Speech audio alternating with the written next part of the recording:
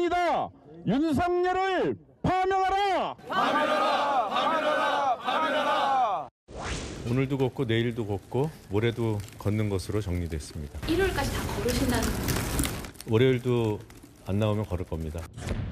요즘 매일 집회를 가야 되고 또 집회에 참가하기 위해서 또 국회에서 광화문까지 거의 한 9km 되는 길을 걷고 있어요. 체력적으로 좀 그러네요. 금방 결정이 날 것으로 예상된 것에 비춰보면 좀 오래 가고 있네요. 그러니까 야당의 총력전이 조금 일찍 시작된 경향도 내부 얘기를 들어보니까 있는 것 같습니다. 보통 여야 할 것 없이 지난 금요일 선거가 이뤄질 것으로 보고 여러 장애 집회들이 본격적으로 시작이 됐는데 민주당 내부에서 이런 목소리가 나왔습니다. 다음 화면을 볼게요. 바로 이현정 의원. 네. 아까 박주민 의원 얘기. 일주일 정도 총력전을 펴면 될 줄 알았는데 이게 체력적으로 그리고 밤에는 또 릴레이 의견 개진까지 있으니까 민주당 내부에서 좀 피곤함을 호소하는 것 같아요.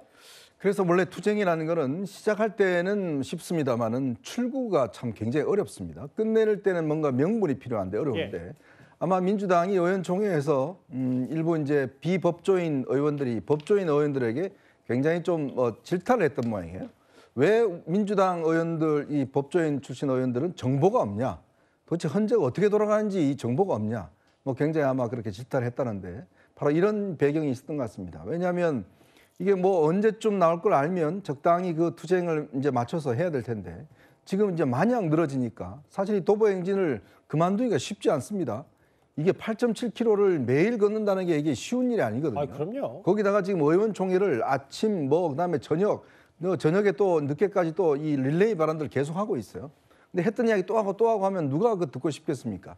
그러니까 의원들 입장에서는 지금 굉장히 곤혹스러운 상황인데 만약에 이게 지금 예를 들어서 일부 단식하고 있는 의원들 같은 경우도 지금 시간이 늘어나면서 이 끝내는 시간이 지금 상당히 애매해져 버렸습니다. 자, 지금 체력적으로는 굉장히 힘든데 지금 헌법재판소의 지금 결정 날짜는 아직까지도 지금 전혀 나오지 않고 있다 보니까 결국 그래서 저는 이 국회의원들은요 기본적으로 일하는 장소가 바로 여의도 국회입니다. 그리고 지금 민주당은 압도적인 의석을 갖고 있는 제1당이에요. 이런 일당이 왜 국회를 버리고 왜 길거리로 나가는 겁니까? 국회 내에서도 할 수 있는 일이 너무나 많습니다. 그리고 본인들이 정말 조기 대선이 이루어져서 한다 그러면 수권 정당으로 보여줄 수 있는 게 너무나 많아요.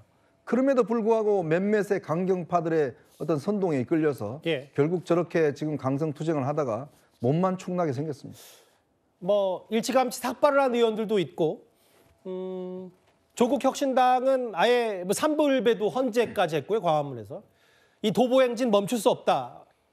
노정면 대변인은 해보는 데까지 해보겠다라고 했지만 체력적으로 피곤함은 감출 길이 없습니다. 그런데 국민의힘에서 아예 이런 주장까지 했어요. 장애 집회 혹은 도보행진의 이재명 대표는 왜 불참하냐. 이재명 대표의 테러 협박극 자작극 아니냐. 나경원 의원이 이런 주장을 해서 민주당에서는 바로 이렇게 맞받아쳤습니다. 이재명 민주당 대표에 대해서 암살 계획 제보가 들어왔어요. 적극적으로 지금 수사에 지금 착수하고 있습니다. 이재명 대표에 대한 테러 협박이 이재명 대표의 자작극이라는 망언을 내뱉은 나경원 의원, 도대체 제정신입니까? 이재명 대표는 윤석열 내란 사태에서 제1의 수거 대상으로 또 한 번 지도새도 모르게 생명을 잃을 뻔했었습니다. 사과하지 않으면 국회 윤리 제소와 법적 조치에 직면하게 될 것임을 강력 경고합니다. 나경원 의원이 어제 SNS에 뭐라고 썼냐면 이거 테러 위협 자작극 아니냐. 본인은 쏙 빠지고 당직자만 도보행진하고 거리로 나갔다. 당내 폭발 직전이더라 라고 썼더니 그 성춘 부의장님 전현희 의원도 가만히 있지 않았습니다. 지금 나경원은 아무리 지금 정치가 극단적으로 흐르고 있고 도의가 사라졌다고 해도 저게 할 소리입니까? 그리고 지금 작년 1월에 이재명 대표가 정치적 테러를 당한 지 1년 좀 넘었습니다. 그런 사람에게 이런 것들을 자작극이다? 지금 본인들이 아무래도 북풍 자작극을 벌였던 정당 출신이라서 자작극이 이렇게 쉬운 거라고 생각하는지 모르겠는데 저런 발언 저는 사과하셔야 된다고 생각하고요. 지금 이재명 대표만 정치적 테러를 당했던 게 아니잖아요. 작년에 국민의힘의 배현진 의원도 정치적 테러를 당했죠. 그리고 목숨의 위협까지 받았던 상황이었습니다. 그렇다면은 이런 작은 문자 하나 놓쳐도 되겠습니까? 예. 이런 것들을 강화하자고 주장을 하고 그렇게 과하게 반응할 수도 있다라는 걸 당연히 이해해줘야 됨에도 불구하고 정치적 목적에 의해서 본인들 지지자들 뭔가 보수 지지층을 좀 자극하기 위해서 선동하기 위해서 자작극이 의심된다? 저게 정말 전 부적절한 발언이라고 생각을 하고요. 예. 다만 그럼 뭐 지금 당내에서 지금 아까 박주민 의원의 우리가 영상도 봤지만 예. 뭔가 예상하지 못하게 계속해서 좀 지금 거리 행진을 하는 거에 대해서 당직자들이 좀 힘들어하는 건 맞습니다. 그 성춘 부회장도 주변 분들에게 좀 물어보니까 그쵸. 실제로 사실 10km 가까이 걷고 걸으면 2시간 가까이 되잖아요. 처음에는 뭐 SNS나 이런 데서 보면은 뭐 회사가 건강도 챙겨준다 이런 얘기들을 했다가 그래요? 이제는 조금씩 지쳐가고 있거든요. 예. 근데 이들이 지쳐가는 게 당이 필요하다고 얘기하면은 사실 뭐 며칠이라도 더 걸을 수 있다, 계속 걸을 수 있다는데 이게 지금 계속 걷는 게 과연 실효적인가라는 의구심들이 있는 것이거든요. 예. 처음에는 국민들에게 뭔가 메시지를 전하기 위해서 걷는 이 8km 행진이 의미가 있었다고 생각했지만 매일 걷는 것이 과연 실효가 있는 것인가? 좀 더 실효적인 방법으로 우리가 투쟁하고 국민들에게 알려야 되는 것 아니냐라는 목소리가 있는 것이지 예. 왜 대표는 빠지고 우리만 걸어야 되느냐 이런 차원에서 그런 목소리 나오는 거 아니거든요. 예. 그렇기 때문에 나경원 의원 저 발언 빨리 되돌리고 사과하시는 게 좀 필요하다고 생각합니다. 근데 이런 부분이 있어요.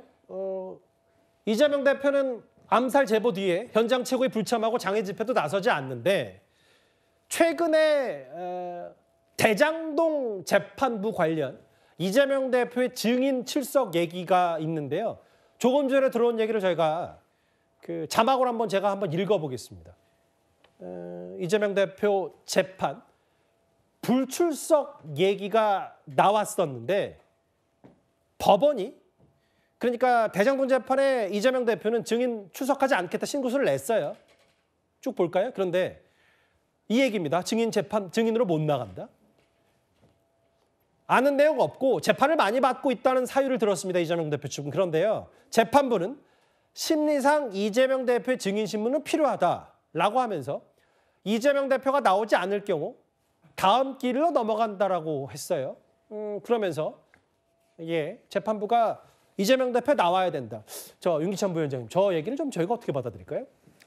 지금 대장동 사건의 경우에는 갱신 절차를 밟고 있거든요. 갱신 절차를 밟는데 이재명 대표 측에서 문제 제기를 했기 때문에 간이갱신 절차를 못한 상황이고 두 길에 걸쳐서 이제 갱신 절차를 밟는단 말이죠. 그렇다면 갱신 절차에서 이재명 대표가 주장했던 것처럼 와서 녹취록을 다 들어야죠. 이재명 대표께서 듣고 싶다고 해서 갱신 절차를 거치는 부분인데 저 부분에 또 안 나오게 되면 그 갱신 절차가 또 이어지고 연기가 되거든요.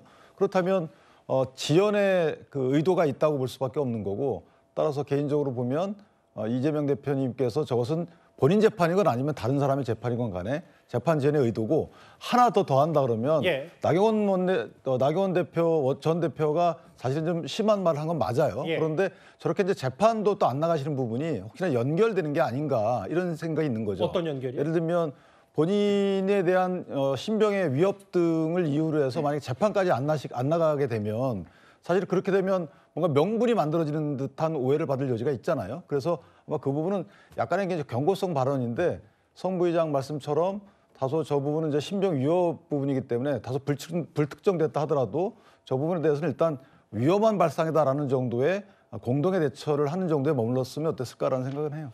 저 재판이 21일입니다. 그러니까 돌아오는 금요일. 야당의 예상이라면 저 이재명 대표 증인은 나서는 날이 또 대통령 파면 여부를 결정하는 선고날이 될 수도 있는데 그런 거를 고려하는 대장동 재판부가 아니겠죠. 이재명 대표 증인 신문이 필요하다라고 잘라 얘기를 했습니다. 이게 지금 이재명 대표의 현장 최고의 불참과 연동되면서 또 아까 윤기찬 부위원장께서도 여러 얘기를 했는데 또 하나 이런 부분이 있어요. 강성필 부위원장님. 지난 주말에 오세훈 시장이 어떤 얘기를 했냐면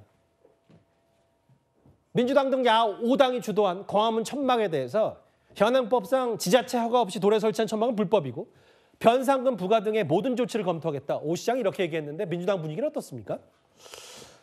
저희 민주당에서는 온당치 않다라는 주장인 겁니다. 거기에 대해서 논평도 냈는데요. 저는요 오세훈 시장 변상금 부과하고 싶으면 부과하시라고 저는 권유하고 싶습니다. 제가 과거 시청이나 구청 이런 자치단체에서 일을 해봤는데요. 이렇게 불법 천막이라든지 이런 내용, 이런 민원들이 상당히 많이 있습니다. 그런데 이것을 사안을 보고 그 사안에 맞게 대처를 했지 이런 정치적인 것, 특히 대통령 탄핵 심판과 관련돼서 많은 시민들이 의견을 엇갈리고 있는, 그리고 광화문, 그리고 뭐 경복궁 근처에서 어쨌든 정치적인 어떤 갈등이 이게 도화선처럼 퍼지고 있는 상황에서 저는 오세훈 서울시장이 변상금을 부과한다고 하면 그게 본인의 대선 일정에도 저는 상당히 안 좋은 영향을 미칠 거라고 생각하고, 예. 이것들을 시민들이 보고 있다가 나중에 다 하나씩 평가할 거라고 생각하기 때문에 예. 저는 본인의 어떤 시정 철학이 그렇다면 저는 변상금 빨리 부과하시라 이런 말씀 드리겠습니다. 근데 이제 제가 뭐 다른 분들 대신에 한번 질문 드리면 강성필 위원장, 이게 네. 본인의 대선 홍보 이런 건 저도 잘 모르겠고 시장으로서 뭔가 불법을 저질렀다 혹은 이거 위법이다라고 하면 당연히 행정 절차를 밟는 게 맞는 거 아닌가요? 맞다니까요. 예. 그러니까 부과하시라고요. 예. 그러니까 거기에 대해서 시민들이 평가할 거라고요. 그러니까 서울 시내에서 저런 예. 불법 천막이라든지 현수막이라든지 이런 민원이 기초단체에서도 엄청 많아요. 예. 근데 제가 말씀드렸잖아요. 예. 이걸 하나하나 상황을 보면서 하는 거지 일괄적으로 이거 불법이구나 바로 부과 이렇게 안 한다니까요. 예. 그런데 본인이 그렇게 판단을 하셔가지고 예. 이거 변상금 본인 경험으로 부과해야겠다고 너무 하면 일반화하시는 건 아닌지 아니 모르겠어요. 그러니까 한다면 예. 하시라 이겁니다. 예. 근데 사실은 저분은 그 재량인 건 맞는데 어떻게 예. 보면 형평성 차원에서 일단 그 정당이라는 공당이 하게 되면 합법적으로 해야 되잖아요. 예. 그러니까 저 부과를 일단 해놓는 게 맞는 것이고, 부과 처분 시점은 사실 뭐 1년까지 이전 소급해서 할 수 있는 거기 때문에 그 시점은 아마 서울시에서 판단할 것 같고, 예. 아까 이재명 대표의 그 증인 불출석 신고는 예. 그냥 민간업자들 재판 같습니다. 그래서 예. 민간업자들 재판에 만약에 안 나가게 되면 이제 과태료 처분을 받으니까 그거 그대로 진행하더라도 이재명 대표가 안 나오더라도 과태료 처분 등을 진행하겠다, 막 이런 취지의 재판을 그러니까 간 것 이번 주 같아요. 금요일 예정된 대장동 개발업자들 관련 재판에 이재명 대표가 안 나오면 법원이 과태료 이재명 대표 측에 부과할 수 있다. 그렇죠. 원칙은 과태료 부과를 합니다. 예.